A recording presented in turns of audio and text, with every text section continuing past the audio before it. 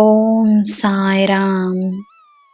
ನನ್ನ ಮುದ್ದಿನ ಮಗುವೆ, ಬೇರೆಯವರ ಅಭಿಪ್ರಾಯಕ್ಕೆ ನೀನು ಹೊಣೆಯಲ್ಲ.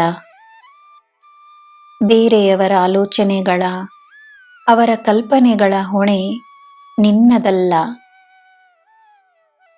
ಯಾರು ಹೇಗೆ ಬೇಕಾದರೂ ಇರಲಿ, ನೀನು ನೀನಾಗಿದ್ದರೆ ನೆಮ್ಮದಿ ಇರುತ್ತದೆ. ಆ ನೆಮ್ಮದಿಯನ್ನು ಅನುಭವಿಸು. ನಿನ್ನ ಕರ್ತವ್ಯವನ್ನು ಮಾಡಿ ಸುಮ್ಮನೆಯಾಗು.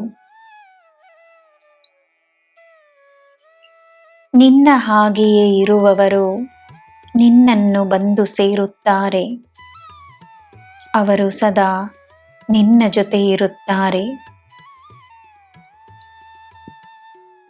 ಯಾವ ಮನಸ್ಸಿನಲ್ಲಿ ಗೌರವ ಮತ್ತು ಭಕ್ತಿ ಇರುತ್ತದೆಯೋ ಆ ಮನಸ್ಸು ನನ್ನದಾಗಿ ಬಿಡುತ್ತದೆ.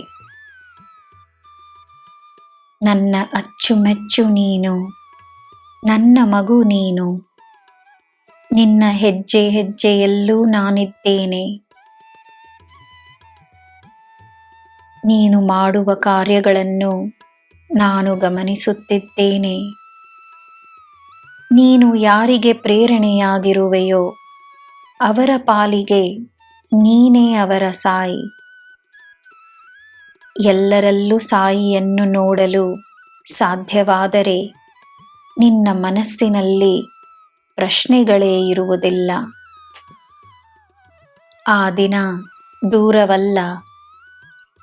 ಎಲ್ಲರಲ್ಲೂ ನೀನು ನನ್ನನ್ನು ನೋಡಿದರೆ ಎಲ್ಲರೂ ನಿನ್ನ ಹಿತದಲ್ಲಿಯೇ ತಮ್ಮ ಕೆಲಸವನ್ನು ಮಾಡುತ್ತಿದ್ದಾರೆಂದು ನಂಬಲು ನಿನ್ನಿಂದ ಸಾಧ್ಯವಾಗುತ್ತದೆ.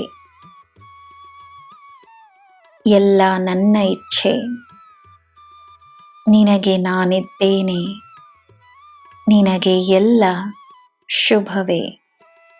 ಜೈ ಸಾಯಿರಾಮ್.